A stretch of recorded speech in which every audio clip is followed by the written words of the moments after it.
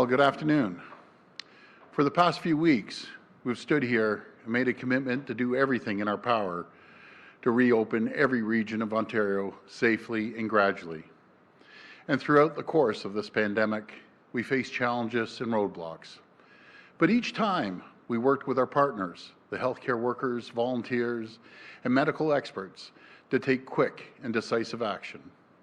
We addressed the issue head-on, and for every challenge, we gathered our resources and we got back on track. Because as I said from the beginning, the only way we'll beat this virus is if we stick together. Today, Cabinet will convene with the intention of allowing parts of Windsor-Essex to open. With the exception of Leamington and Kingsville, Windsor-Essex will move to Stage 2 tomorrow, effective 12:01 a.m. on June the 25th. And right now, we need to work together to support the rest of Windsor-Essex so that all of Ontario can get back on track. The outbreaks at our farms is a new challenge, and it requires a targeted response. Today, we're launching a 3-point plan to help the rest of Windsor-Essex move into Stage 2. As a first step, we have expanded testing on all farms, starting with the largest ones. Matt Anderson and Dr. Huyer and the team at Ontario Health have been working with local hospitals to send the mobile testing units to the farms. We're bringing the testing right to their doorsteps. Anyone who needs a test can get a test. And I want to thank the farmers, I really do. Thank you to the farmers for their help. This is the only way we can contain this virus. And that leads to the next point of our plan. I want to send a clear message to the temporary workers. No one will lose their job if you have COVID-19. No one will be sent home if you have COVID-19. And if you test positive for COVID-19 and you need to self-isolate for 14 days, you will be eligible for WSIB benefits. And in some cases, if you worked here last year and you have a social insurance number, workers may be eligible for the federal CERB benefits. Our temporary workers have access to the same benefits and protections as any other worker. We stand shoulder to shoulder with our farmers and our workers. And we're here to support the essential workers who come here every year to help put food on our tables, because we're all in this together. I also understand that our farmers are often on the seasonal schedule, and this is one of their busiest times of the year. They need the extra help, and unlike other professions, most of it is outdoors and isolated. So to further support our farmers, the third pillar of our plan is a new public health guidance for asymptomatic workers. This guidance was developed in consultation with Dr. Williams and his team of experts. This new protocol will give farmers guidance on isolating workers who have tested positive for COVID-19, but who have no symptoms and who can still safely work outdoors in isolation. With the support of our farmers and workers, the rest of Windsor-Essex can get back on track so all of Ontario can reopen and get back to work. And we'll be there every step of the way to look out for our farmers, to look out for our workers, and make sure our economy comes roaring back stronger than ever before. Thank you, and God bless the people of Ontario. Now I'll pass it over to Minister Elliott. Thank you, Premier, and good afternoon. Since the start of this outbreak, it has often been said that we are all in this together. The steps we are taking today to build on and support the work of the Windsor-Essex County Health Unit reflect our commitment to the health and well-being of all Ontarians in all parts of the province. We know that testing on farm sites is challenging and that there are many variables that make it difficult. By providing both farmers and employees with economic certainty, this 3-point plan will allow the rapid scaling up of testing in agri-food sector workplaces across the region. As we do, we can identify and isolate cases of COVID-19 and help put a stop to further spread of the virus. Taking these targeted actions and building on our collaborative and comprehensive response already in progress will help this region to be ready to move completely into Stage 2 and safely reopen. And I do want to strongly recommend that everyone in Ontario please continue to follow public health advice including maintaining physical distancing, wearing a face covering of physical distancing as a challenge, and practicing hand hygiene. These are the most important things we can do to protect one another so that we can all come through this together. Thank you. And now I'll pass it over to Minister McNaughton. Thank you, Minister Elliott, and good afternoon. As the Premier announced, Ministry of Labour, Training and Skills Development inspectors are beginning a new round of inspections today. They are teaming up with federal inspectors and local public health officials to conduct the first joint inspections on farms in the Windsor-Essex region. Inspectors will look at workplaces and living quarters, which is key, because provincial inspectors don't have jurisdiction over the bunkhouses. These new inspections are just one more way our government is ensuring its workers are healthy and safe, regardless of their nationality. Because in Ontario, migrant workers are entitled to the same benefits and protections as any other worker in this province. That includes safety and insurance benefits, which are administered by the WSIB. It also includes protections afforded by the Employment Standards Act. A worker's passport does not determine how they are treated in our system. That's not the Ontario way. The law in this province is clear. Employers must take every reasonable precaution to stop the spread of infectious diseases like COVID-19, and there are stiff penalties for anyone who doesn't follow the law. As we know, the vast majority of employers in this province are doing a great job. To all of you, keep up the good work. The adjustments you've made haven't been easy, but they are critical to get Ontario back to work safely. If you are an employer and need more help adjusting to the new conditions, please check out the nearly 200 resources we have posted at ontario.ca/COVID safety. These resources have been translated into multiple languages, including French, English, and Spanish. And if you are an employer that is not taking this situation seriously, there will be consequences. To successfully reopen Ontario, we need everyone to do their part to protect the health and safety of workers. The connection between workplace safety and our economic success as a province is crystal clear. That's why we all must do our part together. Thank you. Okay, we'll go to the phone line for questions. First question. First question comes from Brian Cross from Windsor Star. Please go ahead. Hi, Brian. Hi. Could you please explain that third directive? Did I get it right that people who are asymptomatic but are COVID-19 positive, that's how you deal with those guidelines for dealing with them? Yes, that's correct, but I'll pass this to Dr. Williams.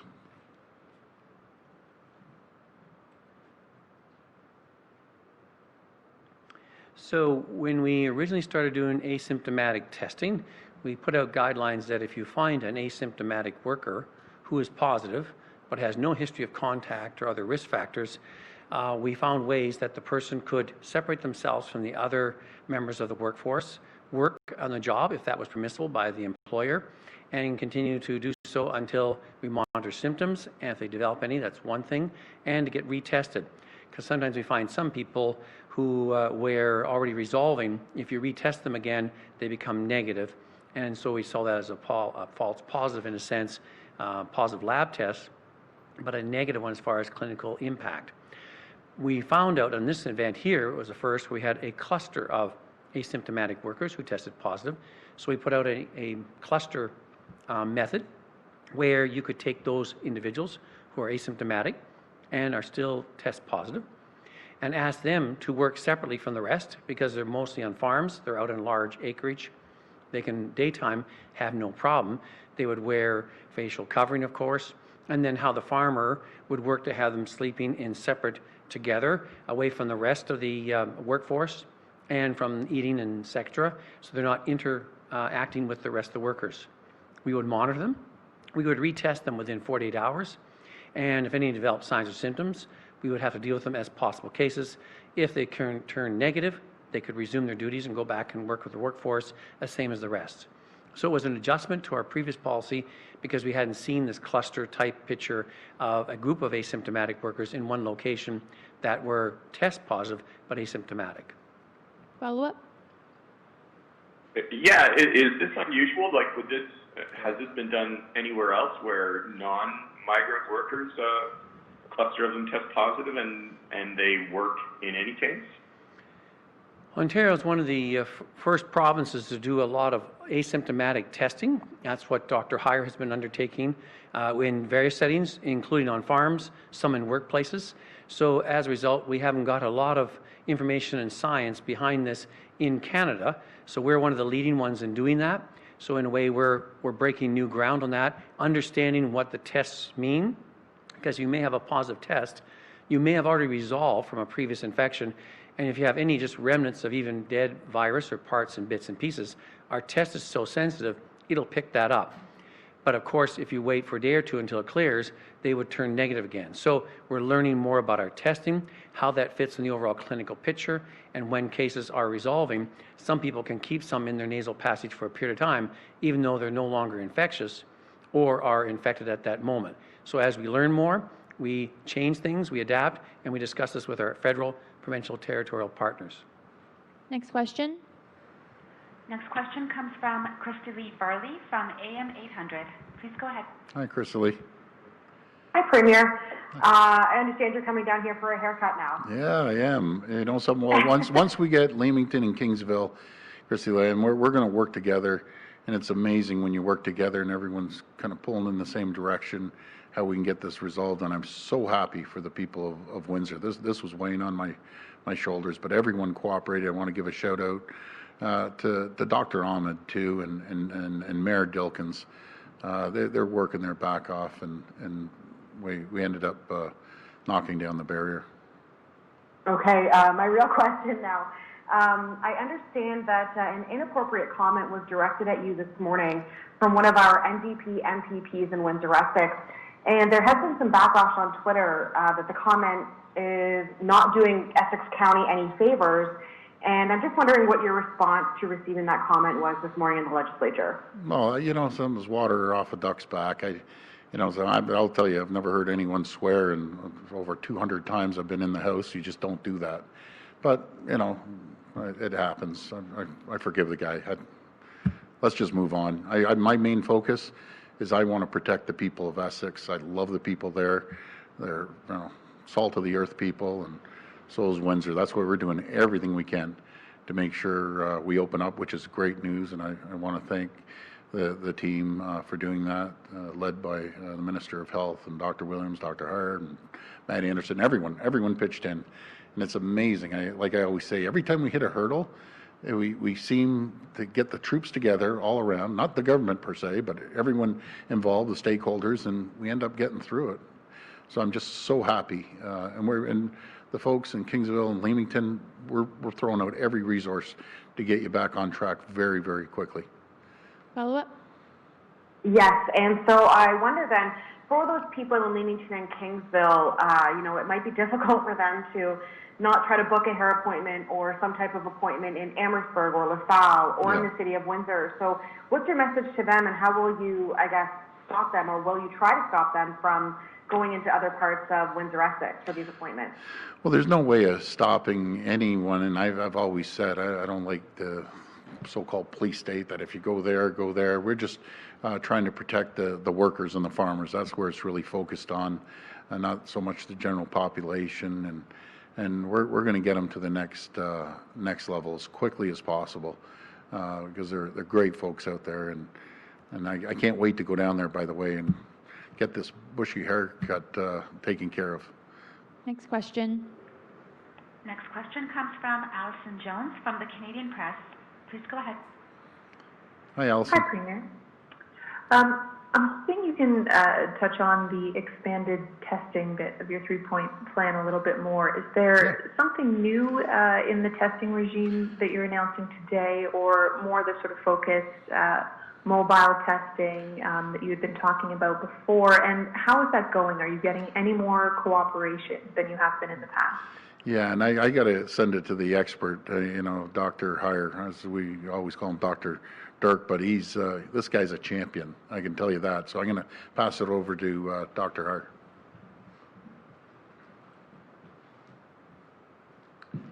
Thank you, Premier, and good afternoon, everybody. So thanks for that question. The farmers and the farm workers have been engaged in these discussions throughout. We started doing some testing and offering testing following recognition that there were some farms that were struggling with infections. And throughout, we've been engaged in conversations with the farmers. They've provided feedback to us about the approaches that we've taken, and we've listened, we've learned, and we've responded. Dr. Williams worked with the local medical officers of health across the province in thinking about strategies, as he talked about, groundbreaking in Ontario. And those were questions that those were things that flowed from the questions that the farmers and the employees asked. So what we've done is we've built an additional capacity for on-site testing. We continue to have the availability for an assessment approach that's based and people can come to. And we're really working with the farmers and the farm employees to provide the best service possible to do this as quickly as we can. So I think the additional things are additional perspectives from Dr. Williams, additional capacity for on-site testing, and continued engagement with OMAFRA, so the ministry overseeing and working with the farmers, as well as great engagement from the associations that work with the farmers, as well as the farmers. Follow up. Okay, I see here that the news release says that about 350 asymptomatic workers have been tested since on-site testing launched this past weekend. So is it now 350 plus the 700 some odd who were tested before? Because that's really still just, about 1,000 workers out of the 8,000 in the area.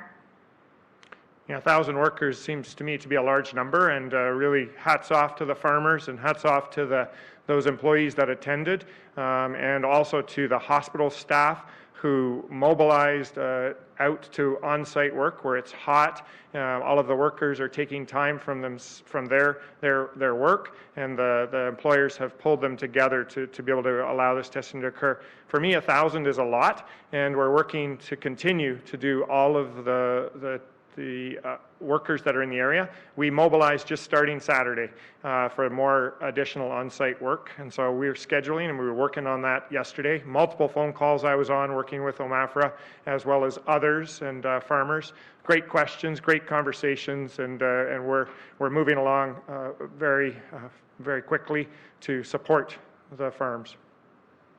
Next question. Next question comes from Mike Crawley from CBC News. Please go ahead. Hi. Question first for the Premier. We've noticed that there's been long-term care facilities that have had outbreaks.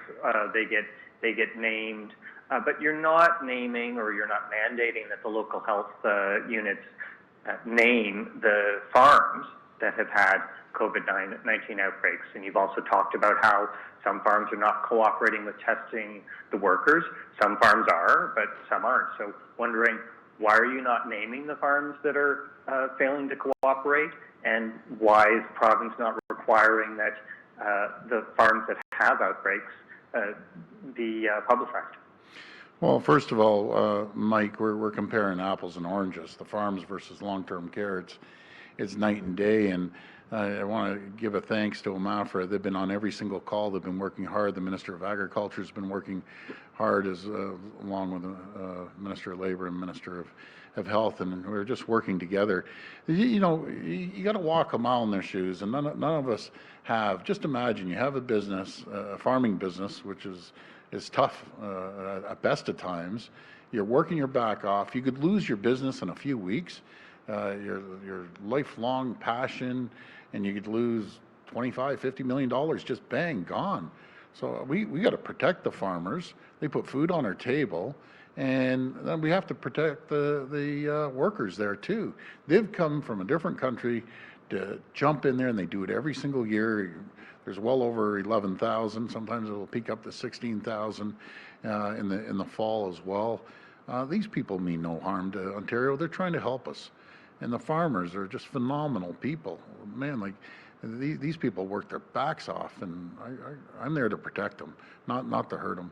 So I don't like naming farms. Everyone's on side now. Everyone's working together, and again, it's amazing, Mike, when everyone's pulling on the same rope. Everyone comes up with a solution, and that's how we're able to open up Windsor. That's how we're going to open up Kingsville, Leamington very shortly once these numbers come down. Follow up? On another topic related to actually long-term care, we've had a number of families that have come forward with stories of neglect in the lead up to the pandemic, or in the lead up to them, these families, these folks dying in long-term care during the pandemic.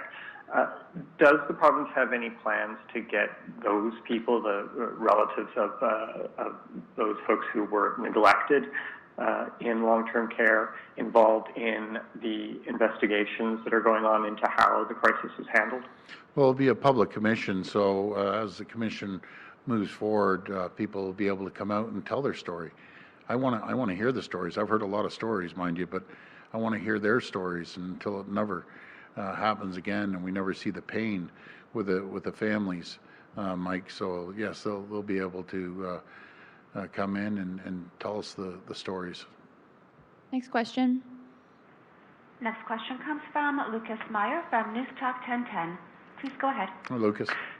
Hi, Premier. Thank you. I just want to follow up really quickly on Mike's first question there with regarding to farms, because we've seen certain issues that you came down hard on, the price gouging in the past, and obviously people are reporting those types of things. So I'm just curious if we're continuing to see certain bad actors, certainly not a lot of them. I'm just curious. I mean, what in your mind would it take for you to come out and name a particular farm that is not kind of abiding by the rules? How bad would it have to get? Well, the only time I name people is when they purposely try to gouge someone or hurt someone. Farmers not out there to hurt someone. I can assure you that. They're there to help people. But I'm going to pass it over to the Minister of Labour, and he can talk about that. Well, thank you very much, Premier. Look, we know most of the businesses in the province are going above and beyond to protect all of their workers in the province.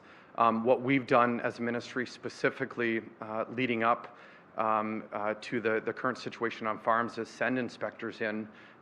Almost 300 inspections to date. We've issued 79 orders to improve conditions.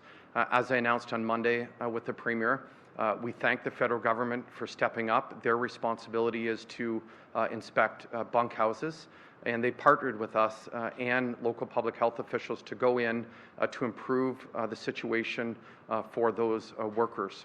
Now, when it comes to identifying those farms where there's problems, there's been a number of media stories locally in southwestern Ontario. I represent a riding where there's lots of these great farmers and lots of these migrant workers. But I want all of those workers to know they are protected by the law here in Ontario. We will protect them. We're going to work every single day to improve the conditions and also work with farmers to better improve the health and safety conditions on every farm across the province.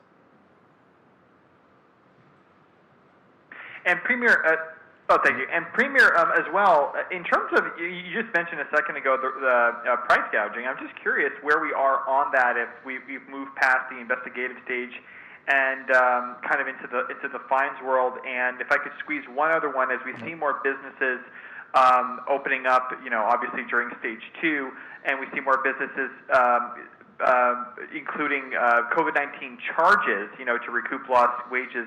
What do you think of that generally? Are you in favor of that? Do you understand that? And when would that go too far? Well, I don't know about COVID charges. Let the market dictate. If you go into a store and something's a little bit higher, not being gouged, just a little higher, then shop around. The companies have to survive and make a fair margin, but people are smart, really smart, especially when it comes to shopping. They know when they're getting gouged or not. They don't need a flyer to tell them that. But I think everyone's doing a good job, and we're going to move forward together. I'm just so proud of Ontario. I really am. The people and the businesses are amazing, just incredible here. in Ontario. Next question. Next question comes from Randy Rath from CHCH-TV. Please go ahead. Hi, Premier. Hi, Randy. I looked into your question, by the way, which I always do, about the patios, and so the city gave us a call and said there was 3 patios that backed onto the residential side, and they're trying to work with the residents, and hopefully they can get that ironed out. But good question yesterday. Okay, thank you. Today, I'd like to ask about migrant workers. We've had reports, some of these migrant workers are getting out of quarantine after 14 days. They're out and about in the community just being parts of the community. Yep. We've had reports of racist slurs being yelled at migrant workers in Brantford. I'm wondering if you're worried about that spreading. Hopefully, yeah, Randy, hopefully not. I just won't tolerate that for a second. Folks, let me tell you something. I think majority of the people, vast majority, 99% of the people would support this comment. We have zero tolerance for any racial slurs. Let me tell the people that ever have a racial slur, those vegetables you're eating is because of these migrant workers. Those fruits that you're eating that we can grow in greenhouses because of the migrant workers. And if you don't appreciate the migrant workers, then you go out in the fields and start working your back off when it's 100 degrees out in the middle of the summer. These people are good people. They aren't here to hurt anyone. They're here to help us make a few extra dollars, and I'm just dead against that.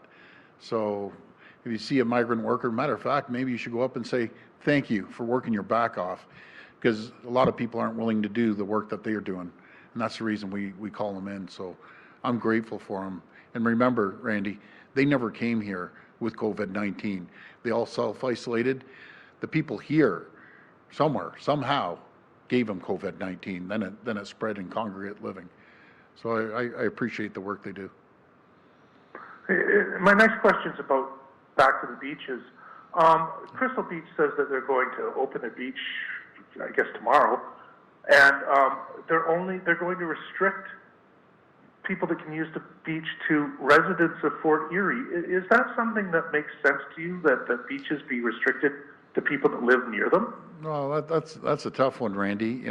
Beaches should be available to anyone, but I understand they had a pretty wild time on the weekend, and all the people that go to the beaches, just remember, be responsible. Make sure that you stay 6 feet away from someone else, unless it's within your social bubble or group. But we all have to be responsible and respect the land that we have here in Ontario. Next question. Next question comes from Cynthia Mulligan from City TV. Please go ahead. Hi, Cynthia. Hi there, Premier. How are you today? Good. It was great to see you in the house today. I haven't seen you in months. My first time there in like 3 months. It was very quiet, though. That Benzie's really sporting a good tan, too. I'll tell you. He's looking sharp. So my question is about long-term care, Premier, and I've noticed in looking at the data that in the past 2 weeks, there have been 41 new long-term care outbreaks.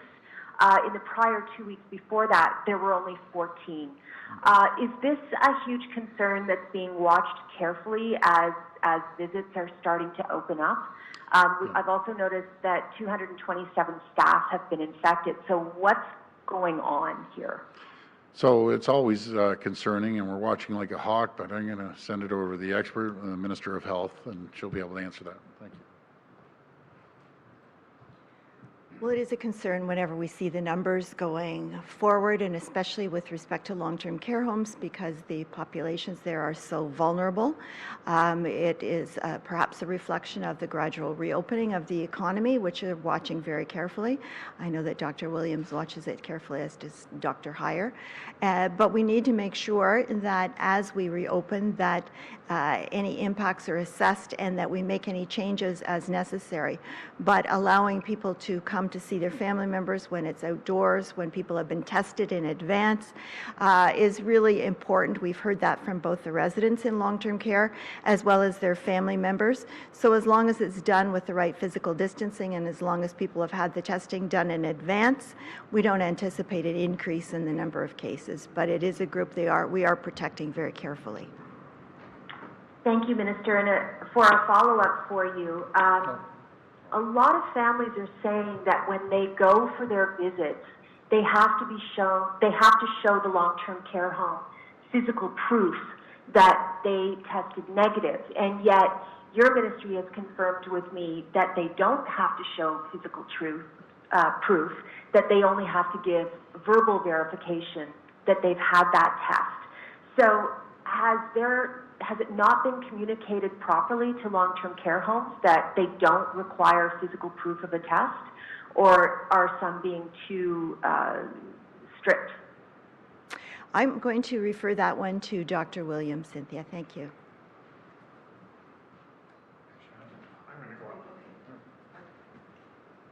I'm going to step in for Dr. Williams as it speaks specifically around testing. I can say that we're working closely with the Ministry of Long-Term Care, and there was, as I understand it, recent update information to help the homes understand how this is to be applied. In the policy, it says attestation, so which may have potentially caused some confusion. Essentially, it means that the person who is attending does say that they were negative. It does not require the document, and I think people have interpreted that differently. It is my understanding that the Ministry of Long-Term Care, who has made the testing decisions, has updated that information and provided that clarification. Next question. Next question comes from Laura Stone from the Globe and Mail. Please go ahead. Hi, Laura. Hi, Premier. Some migrant workers on these farms have described some pretty horrendous living conditions, not just in Windsor, Essex, but other parts of the province. They say they've been treated like animals in some places. Wow. So what are you going to do to ensure that these people are treated properly? And if the government is stepping up investigations, what are the consequences going to be for these farms other than issuing orders? What kind of consequences will they face if these workers are not being treated properly? Well, the Minister of Labour have put in a lot of guidelines and orders, actually, to follow. I'm going to pass it over to Monte. Well, I can promise every worker in the province, including those in the agricultural sector, that we're going to enforce all these rules to protect all of these workers. They are heroes, like the Premier said. I mean, they are the reason why we have food on our tables. And every employer in the province knows the legal ramifications of breaking the law if they're not protecting their workers. I mean, the maximum fine is $1.5 million and potential time in jail.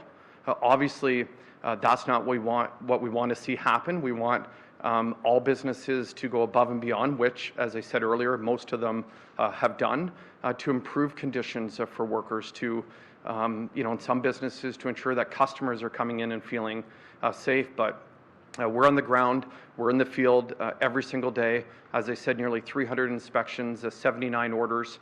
And as you know, Laura, the federal government has responsibility for the temporary foreign workers programs and the inspections of bunkhouses. And I'm glad that they have now partnered with us and local public health units to improve conditions for these very, very important people and workers. Yeah, Laura, if any workers being treated that way, just call my office. We'll be onto it, but we are going to continue the inspections.